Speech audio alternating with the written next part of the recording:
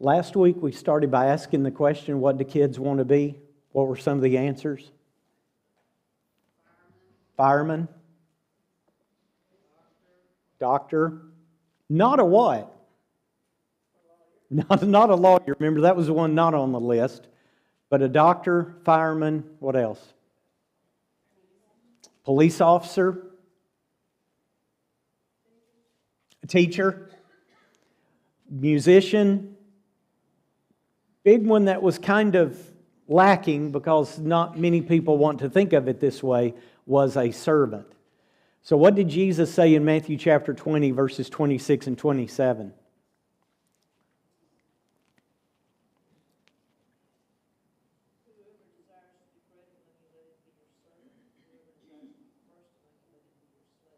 Okay, so it sets up for the fact that if you want to be a child of God, what do you have to be?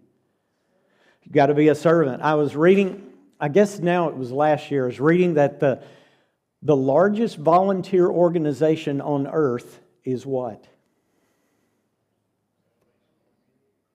The largest volunteer organization on earth is what? It's the church. It's the church. Because why?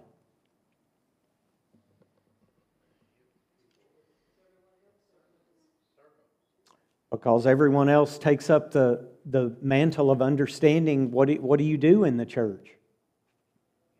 You try to help. You try to serve other people, and that tries to be in the right New Testament framework that remains very unsullied, or it should be. You know, I think that in the political realm, not a lot of kids wanted to be politicians, by the way. However, I think in the political realm, there are lots of people who go into it with purity of heart, thinking that whatever their ideology is, things need to change, and they can what? They can help. They can make it change. The political realm, however, is where things can go a little bit haywire because it's so easy to introduce what? In the political realm, very easy to introduce one element that tends to corrupt when it's introduced. Money. And so money does what to a lot of people? It corrupts. And so you got to, that's just kind of a constant temptation that I'm sure every single person who goes into that kind of public service has to be always very, very conscious of. So what we do as far as the church is concerned is that we're entering into a servant position. And this is where we got to last week, because we talked about the role of servants, and particularly why we ought to be a servant, because first of all, being a servant means that you're great in the kingdom. And then if your Bible's still open, Matthew 20, we read 26 and 27, but what does 28 say? What does 28 say? So that means that I'm going to be a servant because Christ is a servant. And certainly if you're going into any kind of field, political field, any kind of field where the major element to it is service/representation, if you're going to do it and do it right and do it in a just, good, equitable way, who do you need to remember as your example? Jesus Christ. That's exactly right. So kind of to that end, we've gotten into, and we just jumped into the idea of how to be a good servant. We started with the right attitude, and we brought up the first and foremost, the defining concept, which is always going to be love. Well, love for who? In the greatest commandment, love is always put to who first?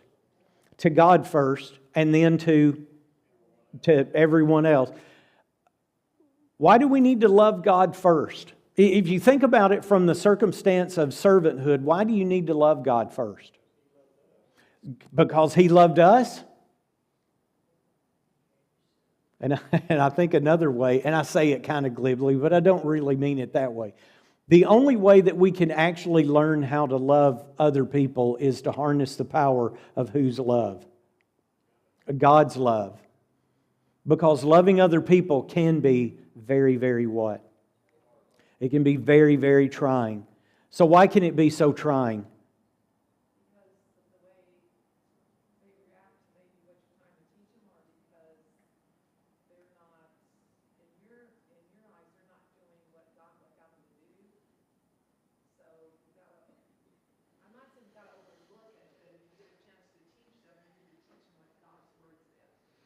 And so that's a difficult. It's just a difficult position. You're in a difficult position. They're in a difficult position, and so being a servant, and on top of all of that, the fact that the reward that we have for being a servant is going to be the reward of eternal life. It just makes it difficult. So you kind of harness all of these different attitudes that we've talked about. We brought up meekness. What is meekness? What is meekness? Moses was, remember in Numbers chapter 11, the meekest man on earth. So what is meekness? It's strength in character, it's humility. You pair that with the idea of kindness and with gentleness, and this was put together. So what is the idea of kindness?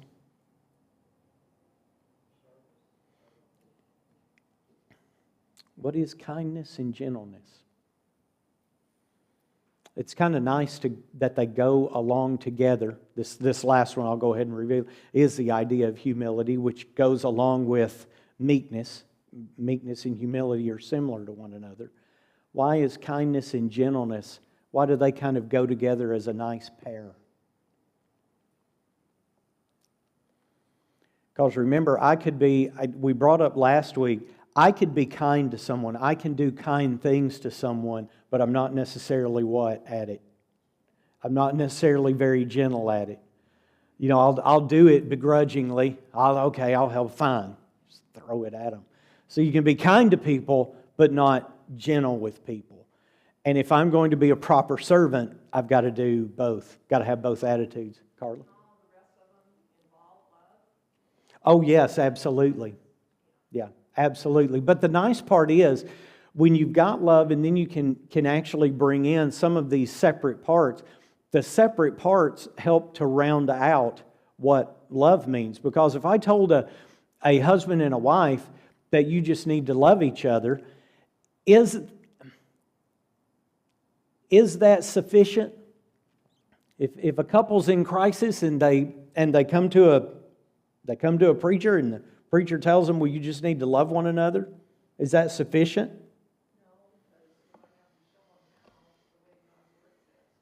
You know, them loving one another is sufficient, but the answer is deficient.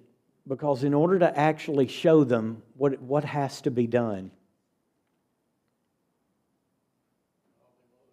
in order to show someone what love actually means, you're going to have to go into a lot of other different places. You're going to have to go into a lot of other different explanations to show someone what love is. So if I told a husband and a wife, yes, you need to love one another, that answer in and of itself is a good answer. It's just not a complete one. So if I just were to say you need to be a servant, and as a servant you need to love other people, that is the correct answer. But what do all the rest of these do? They kind of help me do what? They kind of show me how to love them. They show me how to love them. So I'm not sitting here wondering so much as to what exactly I do. I know more what to do. So first of all, you start with the right attitude.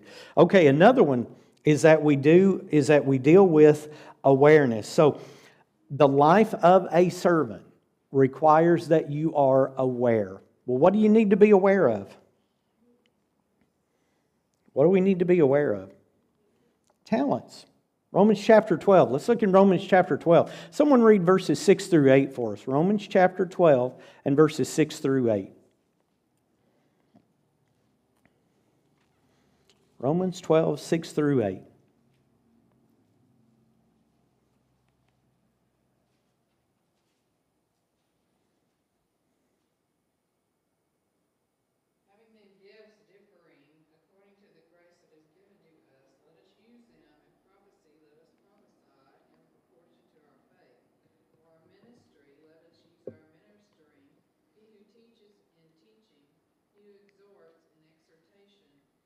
who gives with liberality, he who leads with diligence, he who shows mercy with cheerfulness.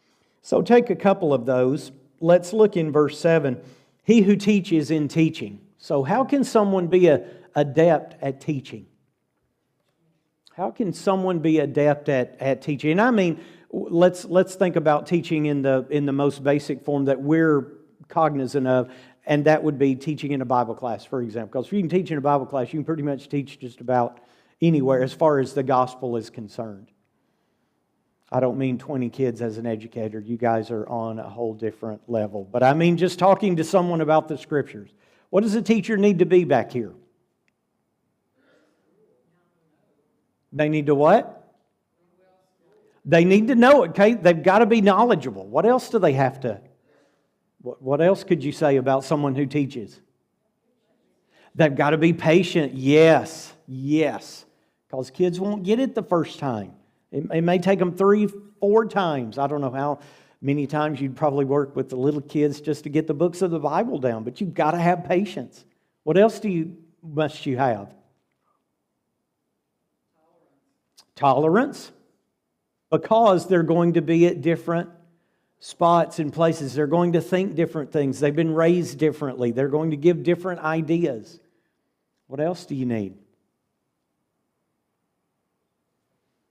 I haven't heard it yet. I'm still looking for it.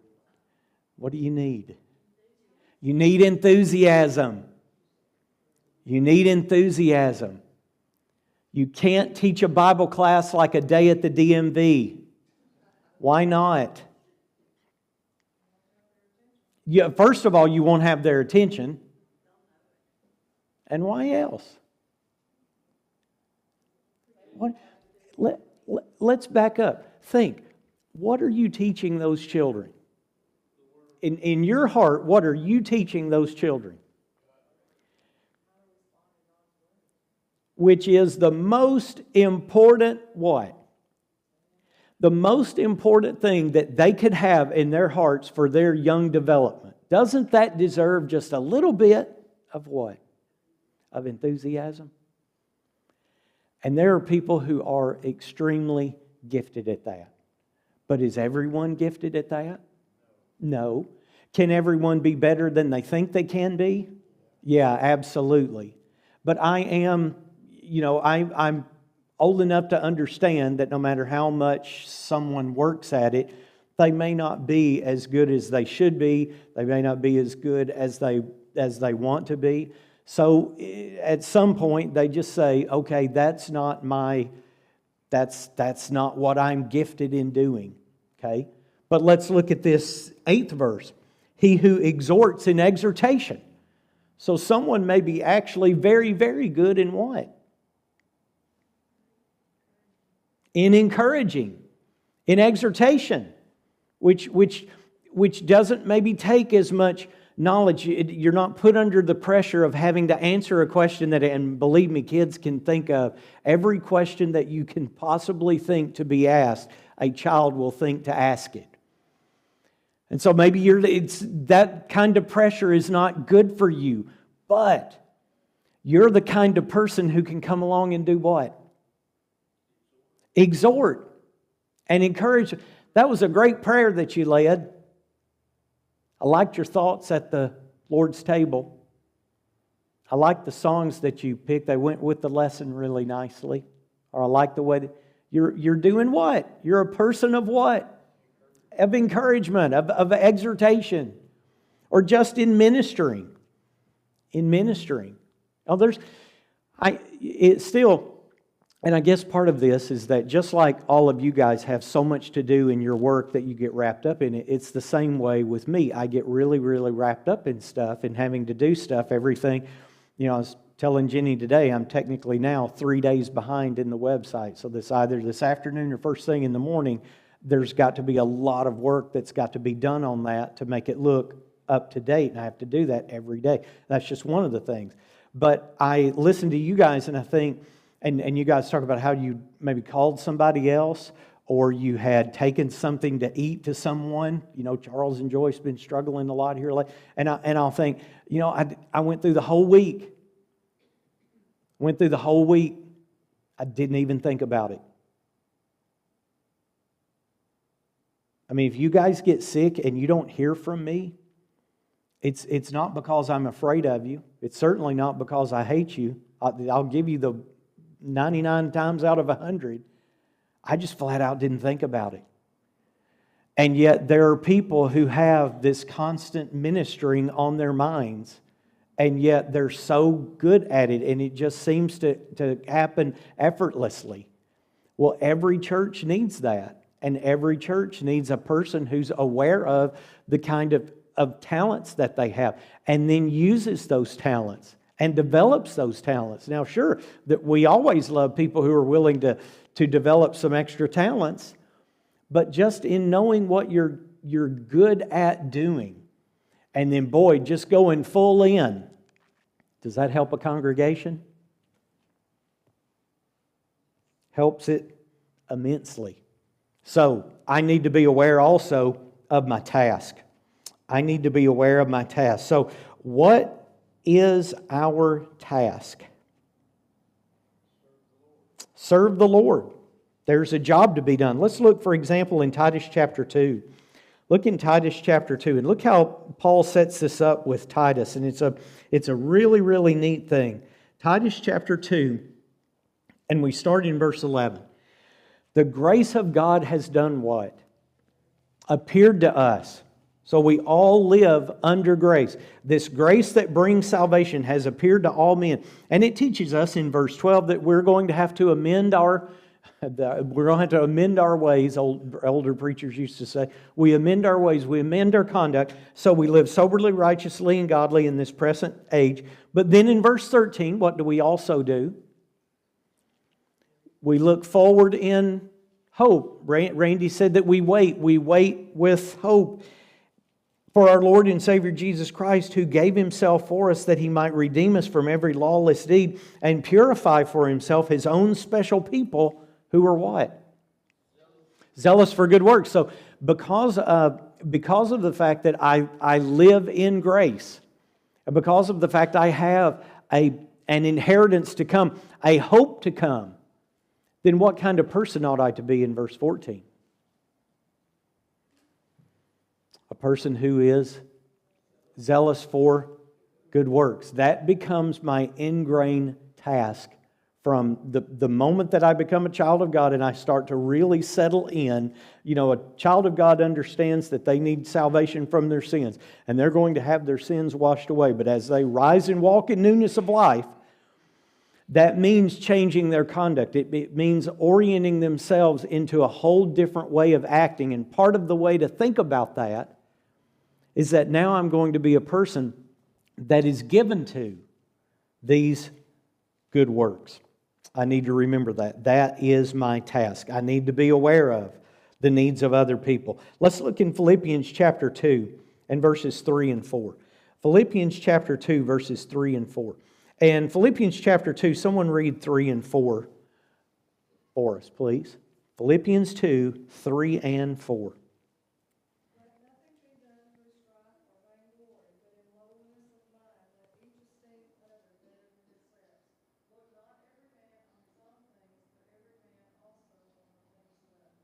So a servant doesn't just think of who? Themselves. When you look in a passage like Philippians chapter 2, 3, and 4, because you look especially in that third verse, but in lowliness of mind let each esteem others as what? Better than himself. Does that mean that I kind of stop thinking about and dealing with myself? No, it doesn't. What does it mean? You know, there are poetic ways that the writers of the Old Testament and the New Testament put it, and I hope I'm correct when I say it this way. What is Paul's real point that he's meaning here? It's not so much that I forget about myself, because what must I do with myself?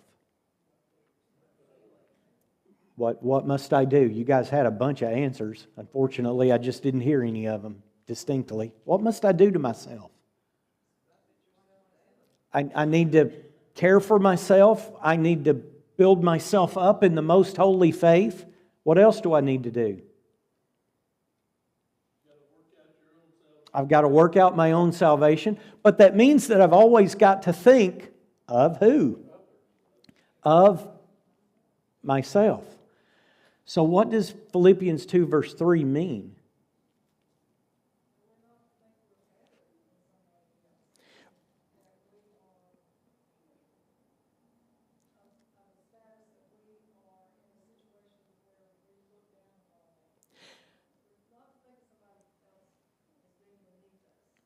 And when I combine that with verse 4, with an assessment of myself, that's good and that's right. An assessment that means that, yes, I'm trying to do well, but I also remember that there's other people who are trying to do well too. Then in verse 4, let each of you look out not only for his own interest, but also for the interest of others. So in short, in verses 2 and 3, it means that I don't live what kind of life? A solitary and maybe more, certainly harsher, but you can remember it better. I don't live a selfish life. A servant doesn't live a selfish life. They recognize in verse 3 that who else has interests? Other people. And how are the ways that I go through my life recognizing that? Well, if I have this attitude that I'm going to put other people's interest above my own, then I'm constantly going to be thinking about who? About other people.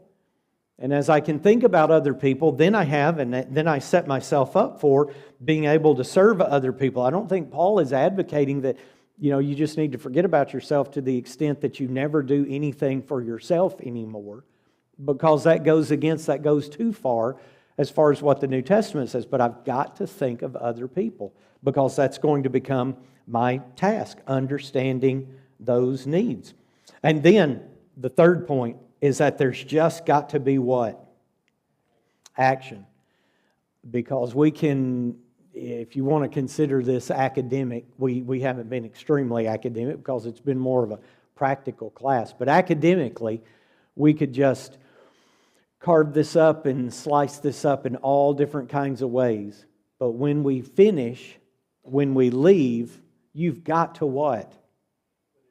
You've got to put it into action. You've got to what? You've got to practice what you preach. I heard someone use the expression that if you want to change your life, how's the best way to change your life? By just doing something. By just doing something. Lots of people want to change their life, but they're not willing to do anything to accomplish it. If you want to change your life, then actually do something. So this kind of thinks along the same line. You've got to take some action. So when we think about action, James chapter 2 and verses 15 and 16. James chapter 2, 15 and 16. So what does James 2, 15 and 16 say?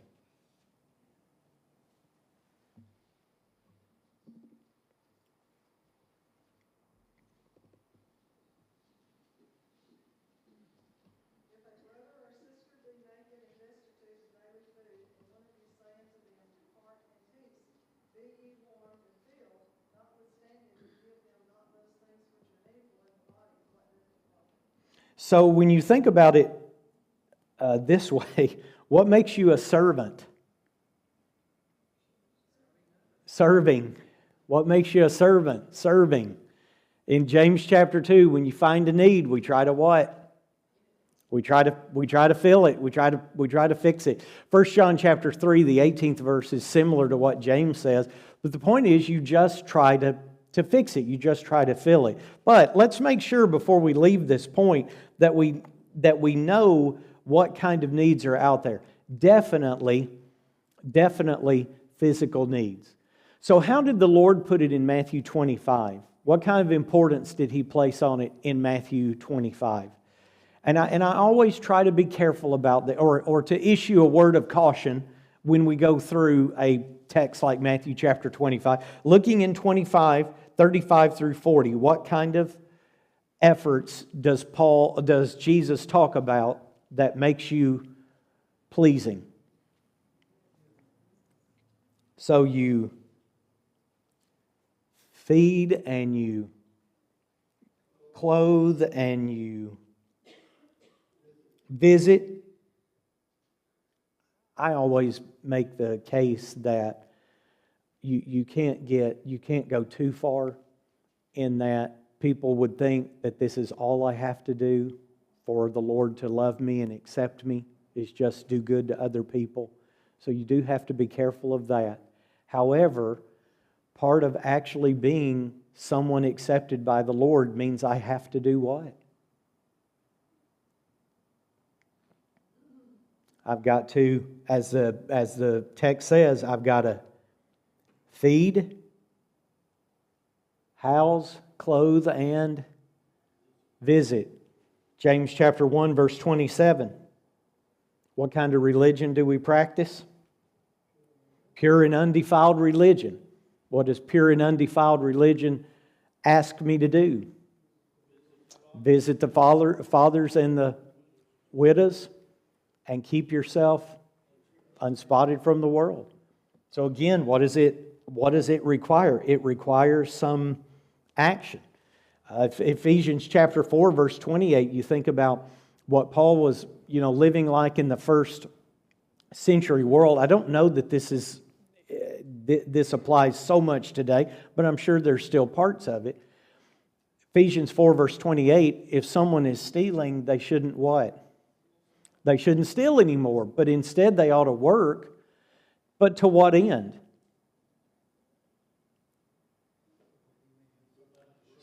To actually provide for others. Yes, exactly right. So instead of me always thinking about those selfish demands, I need to stop doing what the wrong part is, which was stealing, start providing for my own, and then not just providing for my own, but again be willing to do what? To help and to provide for others. And there's all kinds of physical needs. There's all kinds of times when we help, and that this congregation has helped. We've had for years and years, and really for decades, when people have family members who pass away, and we've provided food, we've sent flowers, and that's just part of the work that's being done, because people understand that in those times of need, you take care of those physical needs. Now, it's not the only needs. Physical needs are, I'm going to say, and if you don't like the word, that's okay.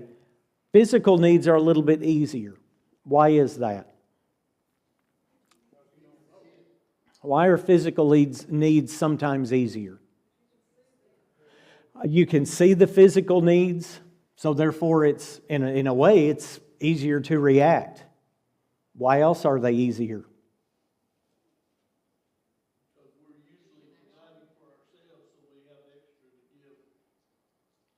We can have extra to give, okay?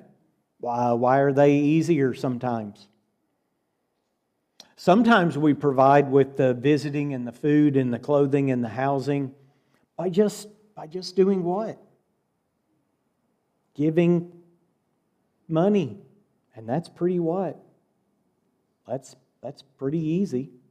So the point is, in taking care of physical needs, there is, and if you don't think I've went too far, that is in some respects easier, because the work that's needed to discharge that responsibility can be easier than the next couple that we're going to talk about, and one of them is emotional needs. So Romans chapter 12, verse 15. What does Romans 12, verse 15 say?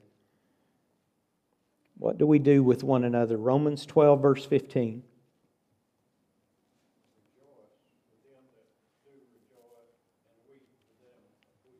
Galatians 6, verse 2, Galatians chapter 6, verse 2 tells me to do what with someone else's burden?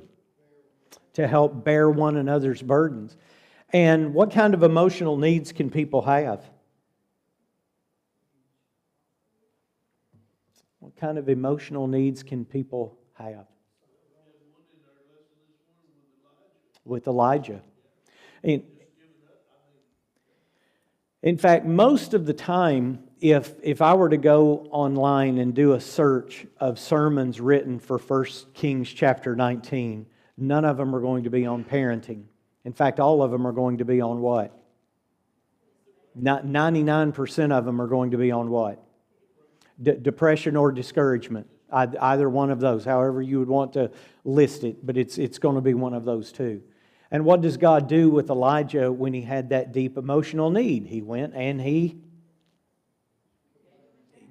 helped him. Yeah, exactly. And as we talked about in the lesson, there were several different ways that God helped him. But nevertheless, he helped him. Now, why is it a little more difficult to help with emotional needs? Okay, so first of all, you don't always know what they are, because we are very, very good at what? Hiding stuff. Really, really good at hiding stuff. The first pair, Adam and Eve, tried to what? Hide it. And we haven't stopped since. And I don't necessarily mean hiding bad, and I don't necessarily mean hiding bad things. We just like to hide stuff. Why do we like to hide stuff?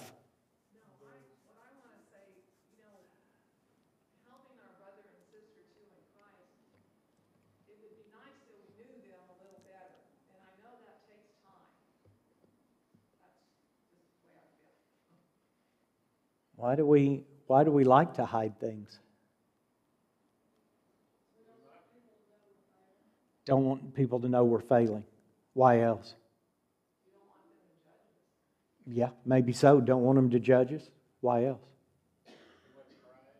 Yeah, too much pride, because we can do what? We can take care of it ourselves.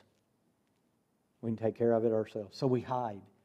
And like I said, I don't. When I say hide, I don't necessarily mean that I'm like negatively judging anyone. We just like hiding stuff. But in order for me to take care of emotional needs, I've got to kind of get down to the point of what someone needs, and you do too. So in trying to help someone who's discouraged, who's spiritually weak, you've got to try to bring them out of that. But that's only part of Romans 12, verse 15, because what does the other part say? You need to rejoice with those who rejoice. And what does that mean?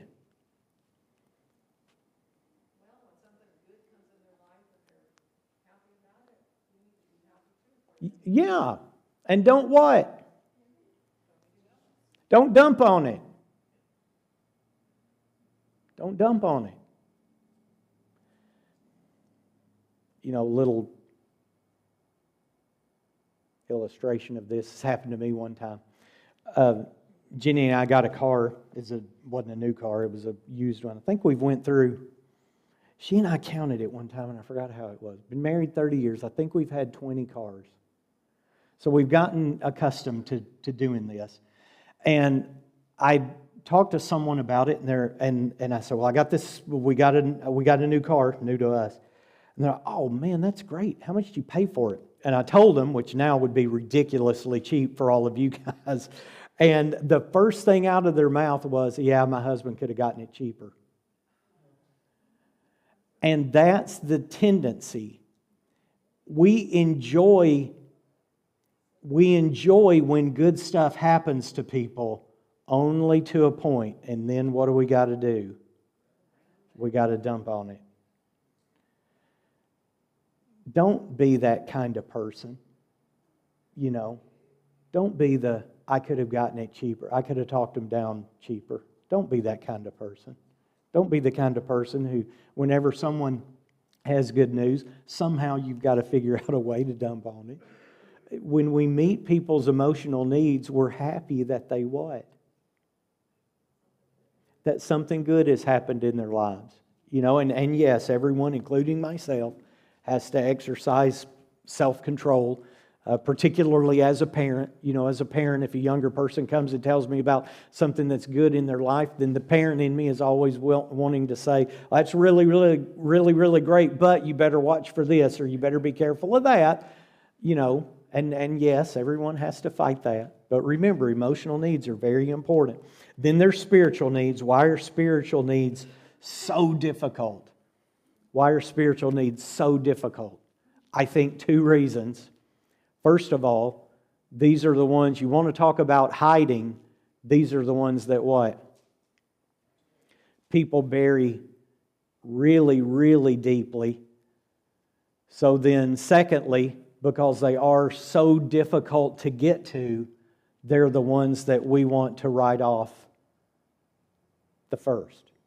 Again, the physical needs are just easier because the exchange of what it takes to fulfill that, it's just an easier process, I guess is all that I mean. But when you're really looking down deep into the furthest reaches of the essence of someone, and you know that they are maybe uncomfortable or again, they want to try to conceal just how spiritually they struggle or maybe just how spiritually weak they are or how spiritually uncertain or how much doubt. You know, they sit here in the room and they don't even know. I had someone tell me one time that I shouldn't be doing these lessons on evidences about why we need to believe in God because we all believe in God. And this was not someplace far away. It was back there right under the clock. I said, I respectfully disagree. Because there are lots of people in the room, just like there's lots of people in every room. I don't mean it's just unique to us. I mean, there's lots of people in every room, in every church building, every Sunday, where people have doubt. They have doubt. Does God really exist? Did Jesus really exist? Is the Bible really, do I really believe it? That's why we have to talk about it. That's why your children are going to learn about it in Bible class. That's why, because people have these doubts. And because they have these doubts, they're not really forthcoming in wanting to share that, because they look around and assume what? That everyone's on this higher spiritual plane, so there must be something wrong with me, and the last thing I want to do is talk to somebody about why something's wrong with me.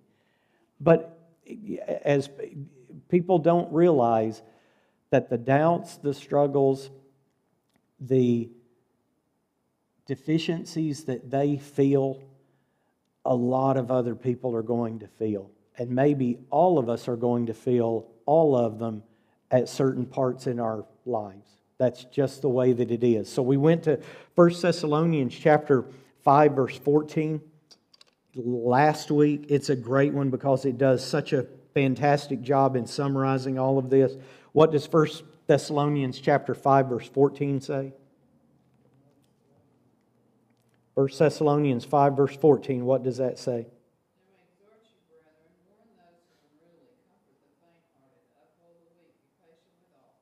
Okay, so in trying to establish and trying to help people and trying to keep them firm in the faith, every one of these passages that are in front of you talk about the fact that we help one another with spiritual needs.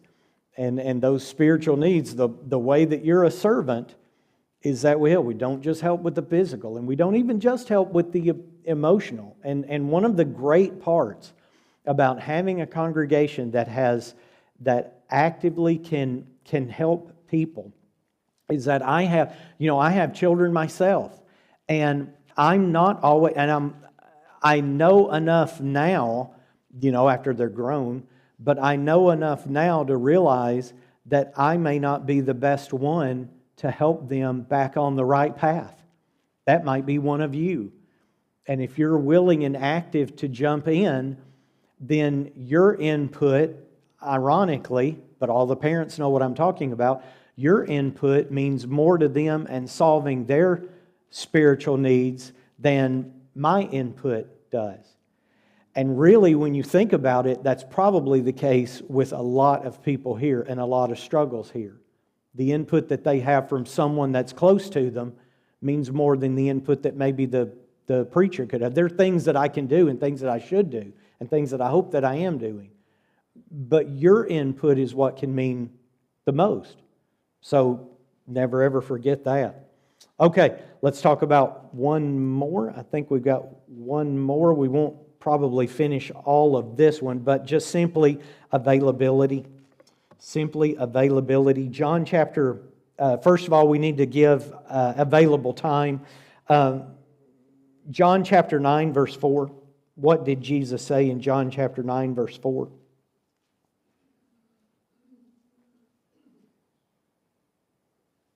What did Jesus say in John chapter 9, verse 4? The works of him who sent me while it is day.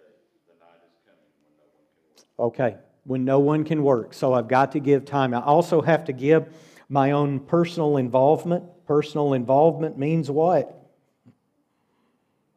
Yeah, I got to give, I've got to get involved, which also brings along this kind of third idea, which is sacrifice. And sacrifice, you think about sacrifice, for example, with the Good Samaritan. You know, who was willing to sacrifice? It wasn't the priest and it wasn't the Levite. It was the Samaritan. What did the Samaritan do? Do you remember what all the Samaritan did? Took care of him.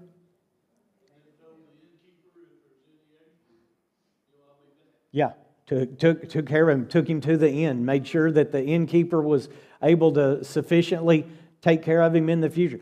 I mean, did everything that was absolutely necessary to caring for. And you can imagine what that would have been to the Samaritan. It would have been a what? It would have been a sacrifice. It would have cost what? It would have cost money. It would have cost time. It would have been a hassle. You know, he was on a trip. He was on a journey just like everyone else. But again, the whole idea, time, personal involvement, and with sacrifice, helps us to understand this is what it means to be a servant.